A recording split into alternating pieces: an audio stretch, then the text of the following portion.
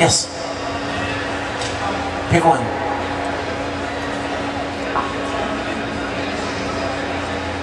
Oh, you're not gonna make me say line, Shimmy, are you? I begged you at the beginning not to make me say lines. Do you have a question that's not about saying a line? How does Ed die? Oh my gosh, you don't want to know that, do you? Why does he die? I think everybody knows why he dies. A sword through the chest. That tends to hurt. A gaping hole in his body cavity here. Okay, question. All right. Starting very soon.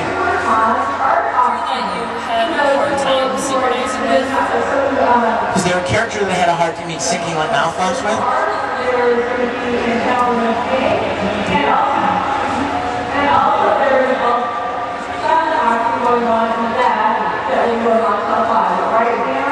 You know, different shows are animated differently, and some of them are real free with their mouth movements, and you've got a lot of freedom in your performance, and some of them are very, very particular, so much so that even they'll change the shape of the mouth. A lot of times, as I'm sure you've noticed, a lot of times the mouth is either open or shut. They don't really form oohs and ahs and e's so much as it's either open or shut. But occasionally, some of the anime companies will really pay a little attention, and they'll make like certain mouth shapes, and then you need to try to figure out a way to match that.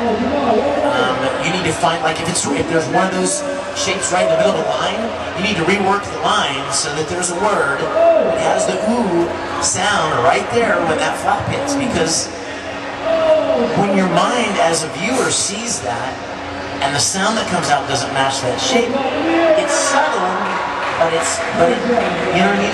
It messes up a little bit. There's something inside your mind that goes, hey, something about that wasn't quite right. And you may not even know what it was, but you'll sense that there's something not quite in sync.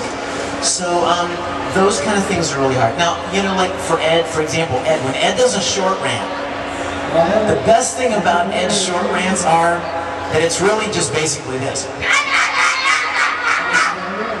And half the time he's doing this. So you don't even get much of his face, and if you do, sometimes it's just like teeth open like this, and they don't even try to match the flaps. I mean, it's just a big, huge, yelling, you know, outburst. And that's good. That's good, because if you had to scream like that enough times to match the mouth flaps, my larynx would probably be in the ground somewhere right now. Okay, who has not asked a question yet? Does anyone have a question? Yes. Wait. Rebecca. Yeah. Thank you, Bob. I couldn't keep it a secret. Yes. Sorry. Recording the Gospel of John, and yes. I was wondering if you were ever planning on doing another book. Thank you for asking about that. About a year ago, I guess, I had recorded the entire Gospel of John from the Bible, like 21 chapters, and it took a long time. I did it as a kind of a private project that I just wanted to do to give away to people at conventions. In fact, I ran out of them, or I would have them here this weekend for you. And it was just my way of giving something back to you guys as a way of saying thank you for your support. I used a real contemporary translation of the Bible, so it's not like real lofty and flowery and kind of... But, and I gave little voices to the different characters. It was really fun, actually. Do I have any? Yes. Listen, you guys, here's where you can get them for free. You can go to the Risen Bull Rangers website. I know you're like, what? Risen who? The fan club, the online fan club, is called Risen Bull Rangers. RISEMBOOL, Risembool, and then Rangers.com. I would love to invite you personally to all join this awesome club. We are almost at 10,000 members worldwide right now. Any Rangers in the room? Sweet, see, look at that, represent, yo! Absolutely. It's like having a family of like 10,000 people around the country. You immediately have all these friends all over the place who love what you love. And so we've created this great site, and there's a cool store, and there's forums and chat rooms, and right on the home page it says Gospel of John, and you can click it and you can download it for free. And when I finished recording all the voice, I wanted to make it easier to listen to, and so I played the piano underneath the whole thing. So it's very relaxing. It's very much like an audiobook, but it's actually fun to listen to. Have you listened to it, Clint? Did you like it? It's a lot of fun. It's not what you would think, and that's exactly what I was going for. Is something that people that may not really ever pull out a Bible. It's not that snobby kind of a religious thing. It's very much a fun thing to listen to. Like, you know, I gave like the Pharisees have their own little voices, and I always like to tell people, just so you're not disappointed, Jesus does not sound like Dark Mousy. Edward Elric is not a Pharisee. You won't hear that, but you'll enjoy it. Yes. Thank you.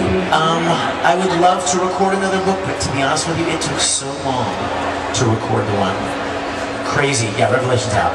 Yes. And you know what else? I'll tell you something else.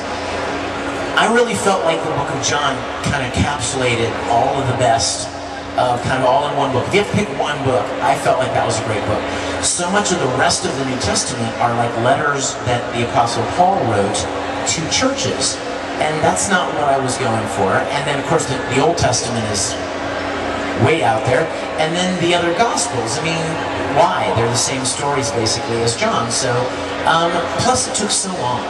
I would literally go in one night and go, you know, I need to record some of this. I need to get, and I would, whenever I had free time, I would go in and out in my own studio in my house, and I would record a chapter or two, and just kind of chip away at it a little bit, you know?